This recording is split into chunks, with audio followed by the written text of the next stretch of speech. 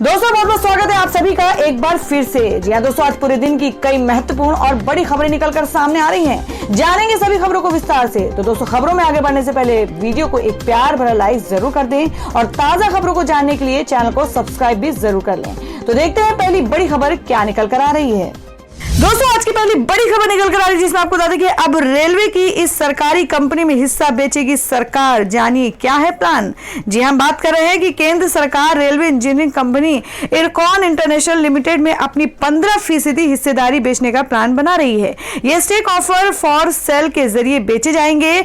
सरकार के पास फिलहाल इरकॉन इंटरनेशनल लिमिटेड की 89.18% हिस्सेदारी है, जिसमें से सरकार 15% हिस्सा बेचने का प्लान बना रही है।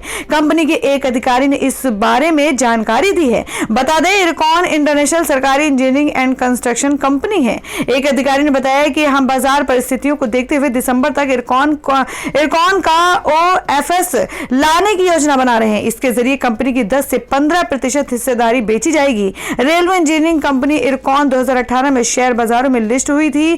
कंपनी ने उस समय IPO के जरिए 467 करोड़ रुपए जुटाए थे। और दोस्तों में अगली बड़ी खबर में आपको बता दें कि देश में 90% तक सस्ती हुई 42 कैंसर रोधी दवाएं, मरीजों के बचे 984 करोड़ रुपए।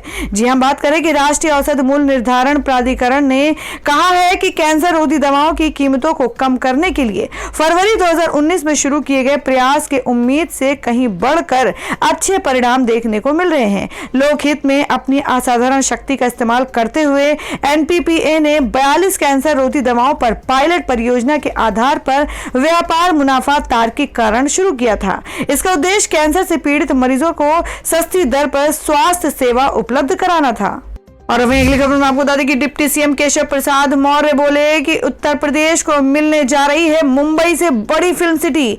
जी हां आपको बता दें कि यूपी के उत्तर प्रदेश के उप मुख्यमंत्री केशव प्रसाद मौर्य ने रविवार को कहा कि राज्य सरकार प्रस्तावित फिल्म सिटी पर पूरी मुस्तैदी से काम कर रही है और राज्य को मुंबई से भी बड़ी फिल्म सिटी मिलने जा रही है। आपको बता दें मौर्य ने फिल्म विकास परिषद के अध्यक्ष के कार्यालय कक्ष के उद्घाटन के अवसर पर कहा है कि उत्तर प्रदेश में नोएडा स्थित फिल्म सिटी बन जाने से प्रदेश के कलाकारों को रोजगार के अवसर प्राप्त होंगे। वर्तमान सरकार नई प्रस्तावित फिल्म सिटी पर तत्परता से कार्य कर रही है। फिल्म विकास परिषद का यह कार्यालय उत्तर प्रदेश को मुंबई से बड़ी फिल्म सिटी देने जा रहा है। और दोस्तों में अगली खबर में आपको बता दें कि पटाखों की बिक्री को लेकर दिल्ली पुलिस की बड़ी कार्रवाई, सभी लाइसेंस किए गए निलंबित। जी हां बात करें कि दिल्ली पुलिस ने पटाखों की बिक्री के लिए जारी किए गए सभी लाइसेंस को निलंबित कर दिया है। दिल्ली पुलिस ने कहा है कि नेशनल ग्रीन ट्रिब्यूनल के निर्देशों पर आगे की कार्रवाई की जाएगी। बता दें कि दिल्ली में बढ़ते प्रदूषण को देखते हुए पटाखों पर बैन को लेकर गुरुवार को NGT में सुनवाई हुई थी। दिल्ली सरकार ने पहले ही सभी प्रकार के पटाखे खरीदने और बेचने पर रोक लगा रखी है। कोर्ट में सुनवाई के दौरान पटाखा कंपनियों की एसोसिएशन ने कहा था कि पटाखा कंपनियों से 10,000 लोग जुड़े हुए हैं। बैन लगने से ये सब बेरोजगार हो जाएंगे। इस पर NGT ने कहा है कि हम जीवन का जश्न मना सकते हैं, मौत का नहीं। इसके कुछ देर बाद ही दिल्ली सरकार ने दिल्ली में किसी भी तरह के पटाखे खरीदने, बेचने और चलाने पर पूरी तरह से बैन लगा दिया था।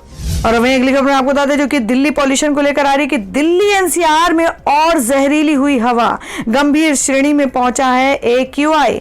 जी हां आपको बता दें कि पंजाब और आसपास के क्षेत्रों में पराली को कथित रूप से जलाए जाने के बीच रविवार को राष्ट्रीय राजधानी की वायु गुणवत्ता गंभीर श्रेणी में दर्ज की गई है। केंद्रीय प्रदूषण नियंत्रण बोर्ड CPCB के मोबाइल ऐप समीर के मुताबिक दिल्ली का समग्र वायु गुणवत्ता सूचकांक AQI 426 दर्ज किया गया है, जो गंभीर श्रेणी में आता है। आपको बता दें कि पृथ्वी विज्ञान मंत्रालय के वायु गुणवत्ता निगरानी संगठन, वायु गुणवत्ता प्रणाली एवं मौसम पूर्वानुमान व शोध सफर ने बताया है कि स्थिति में तब तक सुधार होने की संभावना नहीं है जब तक कि पराली जलाने की घटनाओं में भारी कमी नहीं आती है। आपको बता दें सफर ने कहा कि सतही हवाएं शांत हो गई हैं, जो अब तक मध्यम थी और अगले 2 दिन तक इनके हल्का रहने का अनुमान है। यही प्रमुख कारण है कि तेजी से सुधार होने होने की संभावना नहीं है और सुधार तभी हो पाएगा जब पराली जलाने की घटनाओं में कमी आए। सफर के मुताबिक पंजाब, हरियाणा, उत्तर प्रदेश, उत्तराखंड और आसपास के इलाकों में शनिवार को पराली जलाने की घटनाएं 3780 थी। दिल्ली के पीएम 2.5 में इसकी हिस्सेदारी रविवार को अनुमानित तौर पर करीब 29% रही। यह अनुमानित तौर पर शनिवार को 32% थी। तो दोस्तों, खबरों में आगे बढ़ने से पहले जान लेते हैं आज के माइंड क्विज के सवाल को। आज का सवाल है, आपको बताना है कि भूटान की राजधानी कहाँ है। इसका जवाब आपको वीडियो के नीचे कमेंट बॉक्स में देना है और सही जवाब देने वालों को रैंडमली सिलेक्ट किया जाएगा और वो जीत सकते हैं एक बम्पर पुरस्कार। तो बढ़ते अगली खबर की ओर। और वहीं अगली खबर में आपको बता दें जो कि बंगाल से आ रही है कि बंगाल बीजेपी प्रमुख दिलीप घोष के बिगड़े बोल, कहा सुधर जाएं ममता दीदी के लोग वरना भेज दिए जाएंगे शमशान। जी हां, बात करें कि अपने विवादित बयानों के चलते सुर्खियों में रहने वाले पश्चिम बंगाल भारतीय जनता पार्टी के अध्यक्ष दिलीप घोष ने एक बार फिर ऐसा बयान दिया है जिसके चलते विवाद खड़ा हो सकता है। आपको बता दें कि दिलीप घोष ने कहा कि ममता दीदी के लोगों को बताना चाहता हूं कि वे 6 महीने में ठीक हो जाएं। दिलीप घोष ने कहा कि मैं ममता दीदी के लोग जो शरारत करते हैं उनसे कहना चाहता हूं कि वे 6 महीने में खुद को ठीक कर ले, नहीं तो उनके हाथ, पैर, पसलियां और सिर तोड़ दिए जाएंगे। घोष ने कहा कि आपको घर जाने से पहले आपको अस्पताल जाना होगा। दिलीप घोष ने कहा कि अगर उनकी शरारत बढ़ती है तो उन्हें शमशान भेज दिया जाएगा। और दोस्तों, अगली खबर में आपको बता दें कि जिसमें सीएम अशोक गहलोत ने कहा कि प्रधानमंत्री देश को बताएं कि नोटबंदी अपने मकसद में कितनी कामयाब रही। जी हां, बात करें कि नोटबंदी की 4थी बरसी को कांग्रेस विश्वासघात दिवस के तौर पर मना रही है। सीएम अशोक गहलोत और पीसीसी चीफ गोविंद सिंह डोटासरा ने साझा प्रेस कॉन्फ्रेंस करके केंद्र सरकार पर निशाना साधा। राजस्थान के मुख्यमंत्री अशोक गहलोत ने नोटबंदी पर श्वेत पत्र जारी किए जाने की मांग करते हुए रविवार को कहा कि प्रधानमंत्री नरेंद्र मोदी देश को बताएं कि नोटबंदी अपने कथित उद्देश्यों में कितनी सफल रही। गहलोत ने रविवार को कहा कि प्रधानमंत्री को चाहिए कि श्वेत पत्र निकाल कर वे देशवासियों को बताएं कि नोटबंदी के दौरान नक्सलवाद, आतंकवाद खत्म होने और काला धन वापस लाने का जो जिक्र किया गया था उस पर क्या क्या प्रभाव हुआ। उन्होंने कहा कि केंद्र सरकार को देश को बताना चाहिए कि अर्थव्यवस्था किस दिशा की ओर जा रही है। पूरा देश चिंतित है, व्यापार धंधे ठप हो रहे हैं, बेरोजगारी बढ़ रही है। अशोक गहलोत ने कहा कि बिहार में चुनाव के दौरान बेरोजगारी एक मुद्दा बना है। वह एक नमूना है कि किस प्रकार पूरा मुल्क बेरोजगारी से ग्रस्त हो गया है और नौजवानों में कितना आक्रोश है, इसकी झलक बिहार चुनाव में दिखी। उन्होंने कहा कि जीएसटी में राज्यों को हक नहीं देने कहा कि समझदारी है। यह तो राज्यों के साथ केंद्र सरकार का विश्वासघात है। यह संघीय प्रणाली में उचित नहीं है। गहलोत ने कहा कि नोटबंदी से ग्रामीण अर्थव्यवस्था पूरी तरह से अस्त व्यस्त हो गई। और दोस्तों, मैं अगली खबर में आपको बता दें जिसमें बजरंग दल ने कहा कि एमपी के तर्ज पर यूपी में भी हिंदू देवी देवताओं की तस्वीर वाली आतिशबाजी हो बैन। जी हां, आपको बता दें कि यूपी के अलीगढ़ में बजरंग दल के नेताओं ने सीएम योगी आदित्यनाथ से मांग की है कि मध्य प्रदेश की तर्ज पर हिंदू देवी देवताओं की तस्वीर या नाम वाली आतिशबाजी की बिक्री पर रोक लगाएं। रविवार को बजरंग दल के नेताओं ने दुकानदारों से भी आग्रह किया कि देवी देवताओं की तस्वीर वाला नाम वाली आतिशबाजी बिक्री के लिए नहीं लाए। बजरंग दल के महानगर संयोजक गौरव शर्मा के नेतृत्व में कार्यकर्ताओं ने बैनर पोस्टर लेकर शहर के कई क्षेत्रों में घर घर जाकर लोगों को जागरूक किया। साथ ही दीपावली पर ऐसे उत्पादों के बहिष्कार का अभियान चलाया। और हमें अगली बड़ी खबर में बता दें कि पीएम नरेंद्र मोदी आज वाराणसी को देंगे करोड़ों का दिवाली गिफ्ट। 37 प्रोजेक्ट्स का करेंगे उद्घाटन। जी हम बात कर रहे हैं कि प्रधानमंत्री नरेंद्र मोदी अपने संसदीय क्षेत्र वाराणसी को आज करोड़ों रुपए लागत वाला दिवाली गिफ्ट देने जा रहे हैं। पीएम मोदी 9 नवंबर 2020 यानी सोमवार को वीडियो कॉन्फ्रेंसिंग के जरिए काशी में 614 करोड़ रुपए की लागत वाले 37 नए प्रोजेक्ट का लोकार्पण और शिलान्यास करेंगे। प्रधानमंत्री कार्यालय की ओर से वाराणसी के जिलाधिकारी ऑफिस को इसकी सूचना दे दी गई है। जिला प्रशासन अब प्रधानमंत्री मोदी के प्रस्तावित कार्यक्रम की तैयारी में जुट गया है। और वहीं अगली खबर में आपको बता दें कि कस्टडी के दौरान फोन का इस्तेमाल करते पाए गए अर्नब गोस्वामी अलीबाग स्कूल से तलोजा जेल भेजे गए। जी हां, आपको बता दें कि रिपब्लिक टीवी के प्रधान संपादक अर्नब गोस्वामी को रविवार को अलीबाग के पृथक वास केंद्र से महाराष्ट्र के रायगढ़ जिले के तलोजा जेल में स्थानांतरित कर दिया गया। अर्नब को एक इंटीरियर डिजाइनर की आत्महत्या के सिलसिले में गिरफ्तार किया गया है। एक पुलिस अधिकारी ने बताया कि रायगढ़ जिले के अलीबाग जेल के लिए कोविड-19 केंद्र के तौर पर निर्धारित एक स्थानीय स्कूल में न्यायिक हिरासत के दौरान उन्हें कथित तौर पर फोन का इस्तेमाल करते हुए पाया गया, जिसके बाद उन्हें तलोजा जेल में स्थानांतरित कर दिया गया है। अधिकारी ने कहा कि रायगढ़ अपराध शाखा ने गोस्वामी को किसी अन्य के मोबाइल फोन का इस्तेमाल करते हुए सोशल मीडिया पर सक्रिय पाया। 4 नवंबर को हिरासत में लेते समय पुलिस ने उनके निजी मोबाइल फोन को जब्त कर लिया था। तलोजा जेल ले जाते समय गोस्वामी ने पुलिस की गाड़ी से चिल्लाते हुए आरोप लगाया कि शनिवार की शाम को अलीबाग के जेलर ने उनकी पिटाई की, उनका जीवन खतरे में है और उन्हें अपने वकील से बात नहीं करने दिया जा रहा है। तो दोस्तों, अर्नब गोस्वामी की गिरफ्तारी पर आप लोगों की क्या राय है? आप अपना सुझाव कमेंट बॉक्स में जरूर दें। बढ़ते अगली खबर की ओर। और वहीं अगली खबर में आपको बता दें कि सीएम खट्टर का बड़ा ऐलान, हरियाणा में दीपावली पर 2 घंटे तक पटाखा बेचने और फोड़ने की छूट।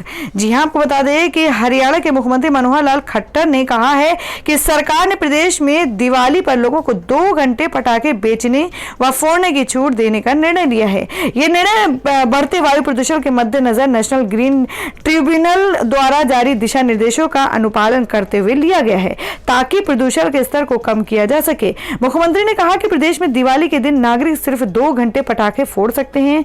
देखा गया है कि प्रदूषण के कारण ही कोरोना के संक्रमित मरीजों में भी बढ़ोतरी हुई है। प्रदूषण कम करने और कोरोना के संक्रमण के फैलाव को रोकने के मद्देनजर पटाखे बेचने व फोड़ने को प्रतिबंधित किया गया है। तो दोस्तों, खबरों में आगे बढ़ने से पहले एक बार फिर से आपको याद दिला दें कि अगर आपने अभी तक हमारी वीडियो को लाइक नहीं किया तो जल्दी से वीडियो को लाइक कर दें, क्योंकि आपका एक लाइक हमारे लिए बहुत ही महत्वपूर्ण होता है। और अगर आप हमारे चैनल पर नए हैं तो चैनल को जरूर सब्सक्राइब कर लें और बेल के बटन को भी जरूर हिट कर दें। और हमारी पूरी न्यूज को जानने के लिए वीडियो को लास्ट तक जरूर देखें। बढ़ते अगली खबर की ओर। और वहीं अगली खबर में आपको बता दें कि ड्रग केस में फिल्म निर्माता फिरोज नाडियावाला की वाइफ को एनसीबी ने किया गिरफ्तार। जी आपको बता दें कि फिल्म निर्माता फिरोज नाडियावाला की पत्नी को रविवार को गिरफ्तार कर लिया गया है। नारकोटिक्स ब्यूरो कंट्रोल मुंबई के जोनल डायरेक्टर समीर वानखेड़े ने बताया कि उन्हें ड्रग से जुड़े मामले में गिरफ्तार किया गया है। बॉलीवुड अभिनेता सुशांत सिंह राजपूत की मौत की जांच में ड्रग्स एंगल सामने आने के बाद से नारकोटिक्स कंट्रोल ब्यूरो की बॉलीवुड से जुड़े लोगों के ठिकानों पर छापेमारी जारी है। खबर है कि फिल्म स्टार्स के बाद अब एनसीबी की भी टीम ने बॉलीवुड के कई डायरेक्टर और प्रोड्यूसर के घर पर छापा मारा है। शनिवार देर रात छापेमारी की कार्रवाई के दौरान बॉलीवुड प्रोड्यूसर फिरोज नाडियाडवाला के घर से एनसीबी की टीम को कुछ मात्रा में ड्रग्स बरामद हुई है। इसके बाद एनसीबी की टीम अब नाडियाडवाला को समन भेजने की तैयारी कर रही है। और दोस्तों, मैं अगली बड़ी खबर में आपको बता दें जो कि मध्य प्रदेश से आ रही है कि कंप्यूटर बाबा का आश्रम जमींदोज आलीशान बाथरूम का करते थे इस्तेमाल, कब्जा हटाने के दौरान मिली तलवारें और बंदूक। जी हम बात कर रहे हैं कि मध्य प्रदेश में विधानसभा की 28 सीटों के लिए उपचुनाव के दौरान सरकार के खिलाफ लोकतंत्र बचाओ यात्रा निकालने वाले कंप्यूटर बाबा उर्फ नामदेव दास त्यागी का आश्रम आज जमींदोज कर दिया गया है। इंदौर शहर से सटे जम्बूड़ी हप्सी गांव में गोमतीगिरी पर बने आलीशान आश्रम को प्रशासन ने ढहा दिया। सरकारी जमीन को कब्जे से मुक्त कराने की कार्रवाई के दौरान पता चला कि आश्रम में एक आलीशान बाथरूम भी था। वहीं कार्रवाई के दौरान आश्रम से बंदूकें और तलवारें भी मिली, जिन्हें जब्त कर लिया गया है। प्रशासन ने इस मामले में कंप्यूटर बाबा और उनके 6 सहायकों को भी गिरफ्तार किया है। अगली खबर में आपको बता दें जो कि अमेरिका से है कि जो बाइडेन 5 लाख से अधिक भारतीयों को दे सकते हैं अमेरिकी नागरिकता। जी हां, आपको बता दें कि अमेरिका के निर्वाचित राष्ट्रपति जो बाइडेन 5 लाख भारतीयों समेत लगभग 1 करोड़ 10 लाख ऐसे अप्रवासियों को अमेरिकी नागरिकता प्रदान करने का रोड मैप तैयार करेंगे जिनके पास दस्तावेज नहीं है। इसके अलावा वे सालाना न्यूनतम 95,000 शरणार्थियों को अमेरिका में प्रवेश दिलाने की प्रणाली भी बनाएंगे। बाइडेन के अभियान द्वारा जारी एक नीतिगत दस्तावेज में ये जानकारी दी गई है। दस्तावेज में कहा गया है कि वह बाइडेन जल्द ही कांग्रेस में एक आव्रजन सुधार कानून पारित कराने पर काम शुरू करेंगे, जिसके जरिए हमारी प्रणाली को आधुनिक बनाया जाएगा। इसके तहत 5 लाख से अधिक भारतीयों समेत लगभग 1 करोड़ 10 लाख ऐसे आप्रवासियों को अमेरिका की नागरिकता प्रदान करने का रोड मैप तैयार किया जाएगा जिनके पास दस्तावेज नहीं है। और वही अगली खबर में आपको बता दें कि धनतेरस दिवाली से पहले खरीदे सस्ता सोना, सरकार दे रही है छूट, टैक्स तक का नहीं होगा झंझट। जी आपको बता दें कि धनतेरस दिवाली से ठीक पहले केंद्र सरकार आपको सोने में निवेश के जरिए कमाई करने का शानदार मौका दे रही है। सरकार की sovereign gold brand scheme series का सब्सक्रिप्शन 9 नवंबर यानी सोमवार से शुरू हो जाएगा। निवेशकों के पास 13 नवंबर तक इसे सब्सक्राइब करने का मौका होगा। इस बार के लिए आरबीआई ने सोने का भाव 5,177 रुपए प्रति ग्राम तक तय किया है। साथ ही ऑनलाइन आवेदन करने और डिजिटल माध्यम से भुगतान करने वाले लोगों के लिए 50 रुपए प्रति ग्राम की छूट भी मिलेगी। और अब अगली खबर में जान लेते हैं क्या है देश भर में मौसम के ताजा हालात। आपको बता दें आज का मौसम दिल्ली में दिवाली तक हवा रहेगी गंभीर, दक्षिण भारत में बारिश का है अनुमान। जी हां, आपको बता दें कि उत्तर भारत के कई हिस्सों में नवंबर के पहले सप्ताह में ठंड ने दस्तक दे दी है। मैदानी इलाकों में हल्की सर्द हवाएं चल रही हैं तो ऊंचे पहाड़ी इलाकों में बर्फबारी हो रही है। दिल्ली में पिछले कई दिनों से जारी वायु प्रदूषण को लेकर कोई राहत की खबर नहीं आई है। पृथ्वी विज्ञान मंत्रालय के हवा गुणवत्ता निगरानी केंद्र सफर ने बताया है कि शनिवार सुबह दिल्ली का समग्र वायु गुणवत्ता सूचकांक AQI 443 रहा। उसके मुताबिक दिल्ली में दिवाली तक हवा का स्तर गंभीर श्रेणी में बने रहने का अनुमान है। तो दोस्तों ये थी अब तक की सभी बड़ी खबरों की अपडेट्स। टुडे ब्रेकिंग न्यूज और लेटेस्ट खबरों को देखने के लिए हमारे चैनल को सब्सक्राइब जरूर कर लें, वीडियो को लाइक और शेयर भी जरूर कर दें अपने दोस्तों और रिलेटिव्स के साथ। तो दोस्तों फिर मिलेंगे काम की खबरों और सरकारी योजनाओं की एक और नई वीडियो के साथ। तब तक के लिए धन्यवाद दोस्तों।